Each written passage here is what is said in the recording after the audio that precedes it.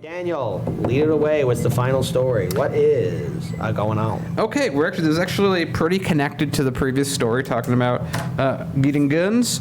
So, guys, remember in St. Louis that story we covered back with the husband and wife defense team trying to protect their homes from attack with that assault rifle, and the woman that They had looked so cool, didn't they? No, they they drug out of their mind. They looked cool. lame. I mean, let's be real. I mean, it's like they made like having an assault weapon, and if we just work on pulling up that image. I love how she was like holding her gun But, and but like. she has her finger on the trigger. I know. Yeah, I know. What are you doing? Stupid. You're gonna accidentally shoot yourself statistically. Oh yeah, there's the Okay, lovely. We're gonna pull that over just for a second, just to remind people if you've forgotten this. Oh no, I might be wearing the same outfit as her. No, you're not. There you go. No, but she's pointing at the crowd, and then there's her. Look at them. It's like, look at us. We watch action movies. We feel cool. By the way, what was happening, just to give context for people who forget what was happening, is the mayor had just doxed a huge amount of people who were complaining about the police,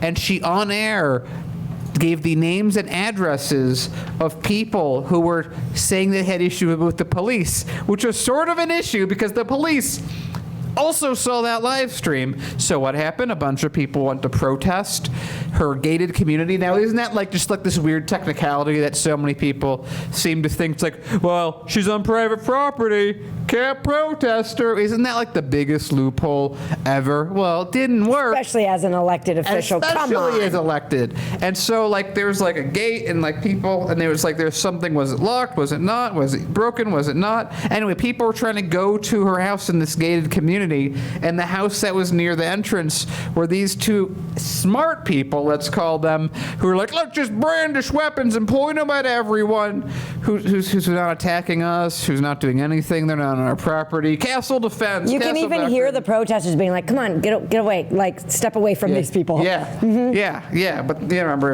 if you watch Fox News, they were like throwing like guns at them or something. Anyway, so we have an update. There's stuff that happened recently that didn't happen before, that has happened now. There you go.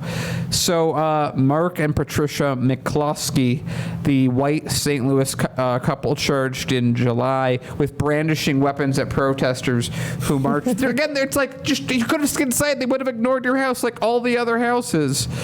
But because they might do something, which is ironic because they're self-defense attorneys, and they're sort of creating a situation like this.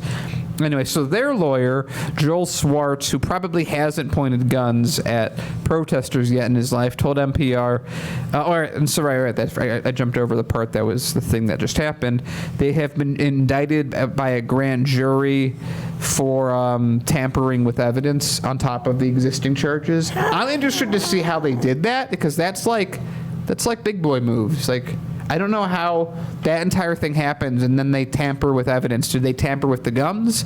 Maybe they had the guns? I was confused by that too, and I don't think the article ever really got into that detail. The only thing that would make sense is when they turned over their guns, they did something with them so they can try to use it as an argument, or I don't know, whatever. Locked them or something. Either way, the fact that a grand jury has said that, they should also be charged with this, is a thing. So the charges stem from the confiscation between McCloskey's. Anyway, let me jump over myself. So this is about that. And before they reach their destination, the nonviolent. I love the fact that they're talking about these guys as if they're nonviolent. This is NPR, the same news agency that before George Floyd happened would be like, no, the police, like any protesters, always dangerous. Any situation. It's like, thank you. That's like the one thing I've seen with George Floyd that stuck, is like the news is finally for the first time ever like, okay, whoa, what happened? It might not be what the police said. It might not be what these guys said. So, that's the update. Is basically they have they tampered with evidence. So now on top of their charges, they already have. They tampered with evidence. What do you guys think? Let's speculate. I'm trying to figure out Carol, I know nothing about guns and their use, but Idiot Box says remove firing pins. Yes, so I'm going to go with that. Yes, because hold on. I have no idea. Oh no! You know this. You can explain Okay, so this better than me. I served 4 years in the United States Marine Corps, and of course, I was issued an M16A4 and then later an M4 carbine. Both are like they're related. Okay, these are the militarized versions of the AR-15, and what they all have in common, if you take them apart, within the bolt there's a firing pin, and you take out the firing pin, then the round won't fire. Okay. Right, So, so- that's a possibility of Yeah. like tampering with evidence. Yeah, removing the firing pin is something significant because Okay. it's an integral part of the gun or rifle. So again, so here's the things. In case you may not know, if you never held a weapon, a rifle, a gun, or anything like that, you can take them apart, and there's a firing pin in all these mechanisms.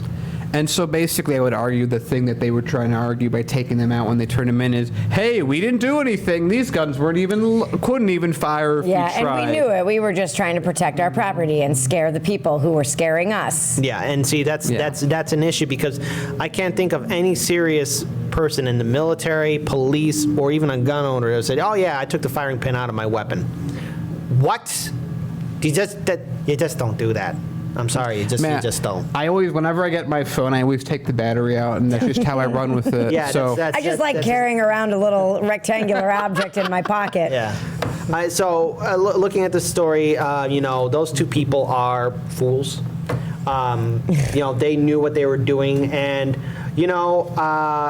for me, because I served in the military, they were pointing their weapons right at the crowd with the intention to shoot. Well, and at one point, her weapon was pointing right at her husband. Yeah, and again, lack of discipline, Accidental discharge. lack of discipline, lack of awareness of an area. Because once you fire that round, it's not like Hollywood where it goes right into the bad guy. That round's going to keep going until it hits somebody or goes through something. That round doesn't know where, unless you target at something, whether you're being sloppy or not, it will fire. And if you're going to be irresponsible, again, it's just. Those people, they deserve full-on justice. The protesters did nothing wrong, and I think any Go ahead. self-respecting gun owner should be really upset at these people. yeah, but they got to the Republican National Convention because Yeah, I they're super know. good people. I know. I'm just pointing out the irony of the whole, like, well, if you're a responsible gun owner, then none of these bad things will happen, right? Yeah. And then it's like you see these extremely irresponsible people, and then you defend them. Yeah. And it's like, but wait a minute, you're speaking out of both sides of your mouth. Oh, but wait a minute, you always do that. Never mind. And why you could speak up both sides of your mouth because you accidentally shot yourself through your mouth. That's a good point. That's and why. here's the thing: it's like it's this kind of stupidity. We wonder why there's a lot of gun accidents in this country. And again, I can go about with my own opinion, but what I think about the Second Amendment and how I would interpret it in many ways. But I think right now there's so many guns here in this country, it's impossible to get them off the streets at I this can't point. believe there are 393 million. Yeah, See, it's like- more than the U.S. population because there's 350 million Americans. And so here's the thing I think at this point we've lost the fight for the decade or two. yeah. Whatever, keep your gun. Here's the thing because here's ironically I think why that strategy would work the best. The thing that causes most gun buys is that they're afraid that the guns won't be able to be sold anymore, so they buy the guns because they think someone's going to take them, so they buy.